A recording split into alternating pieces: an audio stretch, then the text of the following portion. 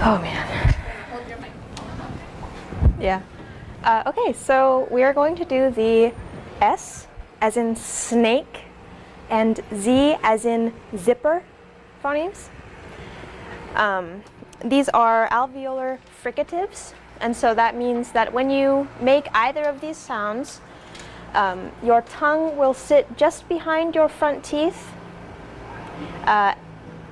near the alveolar ridge. So for the S sound, I've noticed that the tongue will sit slightly lower than when you make the Z sound. The Z calls the tip of your tongue more towards the tooth rather than the S sound, where the tongue is slightly more relaxed. And you can use a mirror to actually kind of see that.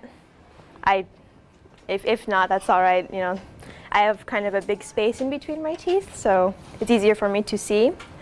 So the S, you can see the tongue does not come up as high as the Z.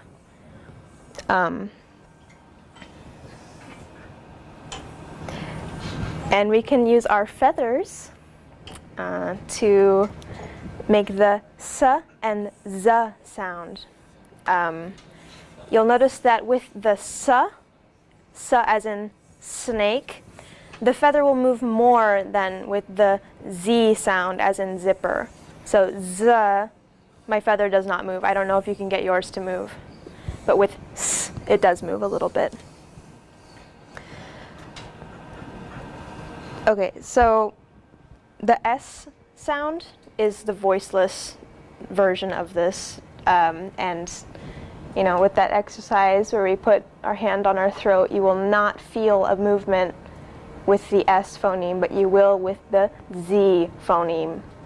That's because we're using our vocal cords.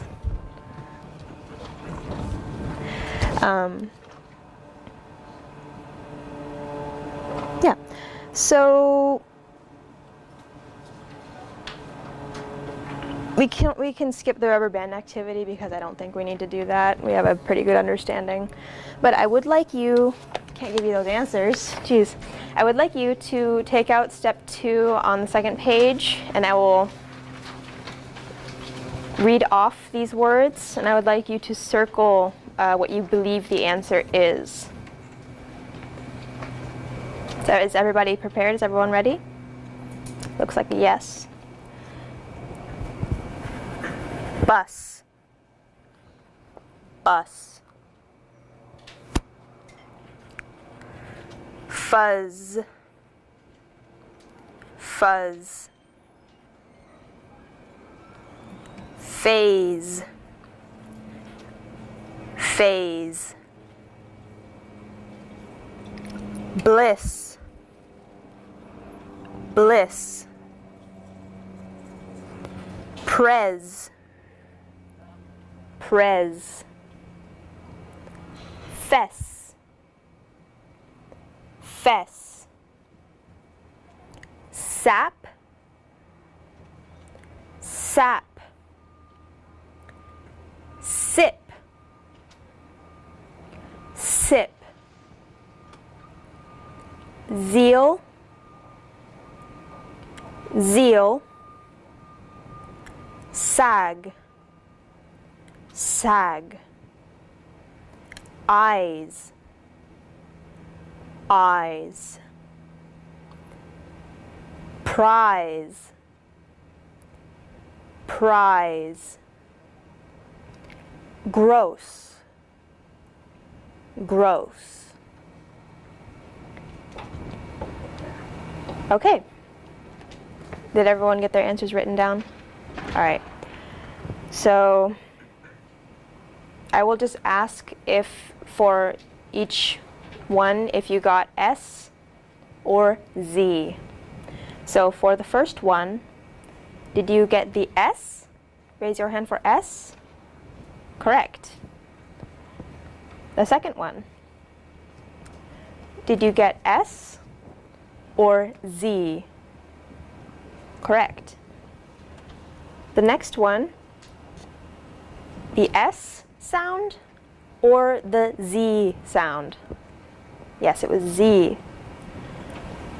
The fourth one, did you get the S sound or the Z sound? It was the S sound.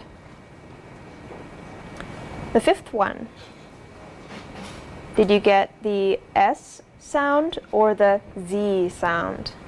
Yes, it was the Z sound.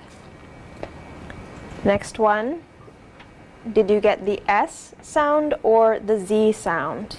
Yes, it was the S sound. The next one, did you get the S sound? Yes, not the Z sound. And the next one, did you get S or Z? Okay. That's good for me because I thought I said S, but most of you heard Z, so that was my mistake. For the next one, did you get the S sound or the Z sound for seal or zeal? It was zeal, yeah. And the next one, between sag and zag, did you get S or Z? S, correct. For the next one, ice or eyes, which one did you get, S or Z? Z, correct. And between price and prize, did you get the S sound or the Z sound? Correct. And the last one, between gross or grows, did you get S or Z? Correct. All right, good job, guys. And, okay. So now we're going to do conversation activities, pick a partner, and we will do the first one. I'll read it to you, and then you guys can pair up. So I'll just read this one first. Is that all right? Person A says, "Hey Casey, did you hear the bus pass by here earlier?" Person B, "Yeah, I heard it come by a minute ago." Person A, "Oh man, I needed to catch it. Guess I have to fess up to my teacher why I'm late for class." Person B, "I'm sure they will understand if you explain, Michael." Person A, "Yeah, I guess so. Oh, your backpack is open. Let me zip it up for you." So with a partner, feel free to do that, and then the next activity as well.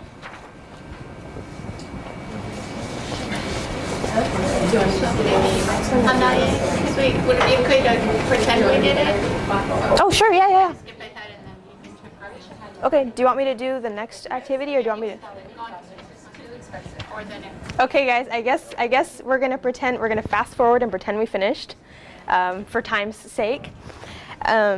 So, what was Michael trying to do? He was trying to catch the bus. And then in English, when a person must admit something, like admit a fault, sometimes we say fess up, which is slang for confess.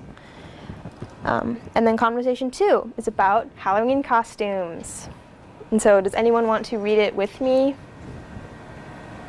Danny? Okay. Do you want to be person A or person B? I'll be A. Okay. Go ahead. I wish I had more money this month. The price of most Halloween costumes is too expensive for me. What do you do for Halloween? On Halloween, everyone dresses up in costumes and hands out candy for trick-or-treating. It's a holiday for dressing up. I want to dress up as the Doctor from Doctor Who. I need money to buy a fence. I see that show is very popular here. I don't see what all the fuss is.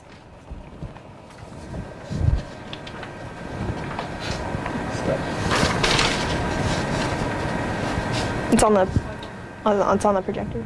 Oh, okay. What do you want to be for Halloween? I want to be a seal. And then just, what do the students do for Halloween in the USA? They dress up in costumes and pass out candy.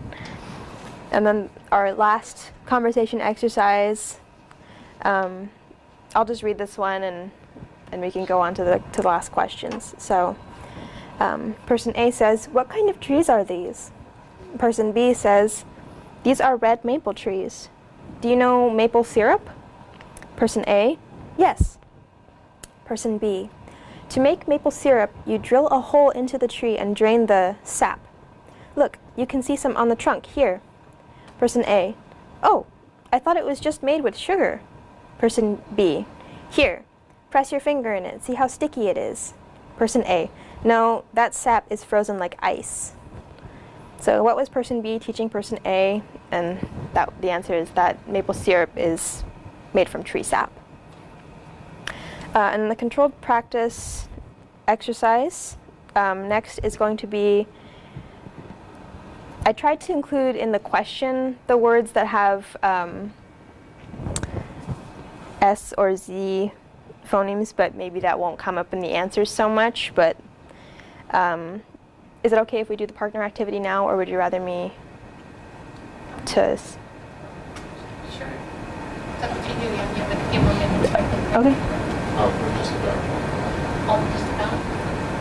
Okay. Okay. So. Maybe you could model how you would want us to. Okay. So. Like modeling how we try to use a lot of words with Sure. Like you could choose one student to be your partner and kind of demonstrate. I can just try to go through. I'll pick one and try to do. So a question that I think I would really want to know the answer from my students would be question 3, and that is learning about like some kind of agricultural or handcrafted product that comes from the region that the student lives in. So like in the maple syrup example, like you're in a region that has lots of maple trees, then you would be able to say, well, I come from a place that distributes lots of maple syrup. So I would want to ask my students, you know, hey, from where you come from, you know, like what kind of products represent your town. And I'm not sure how much S and Z would be in there, but like that's, socially speaking, that's a question I want my students to answer. But then in like the first 2, I have the S phoneme for bus, and then in shopping in Taiwan, I should have included a question about, like, you know, like arcades have the little claw machine games where you can win prizes out of them. So you can spend money on things that have high prices while shopping, and then afterwards go to an arcade and get lots of prizes or something like that. So yeah, that concludes that lesson.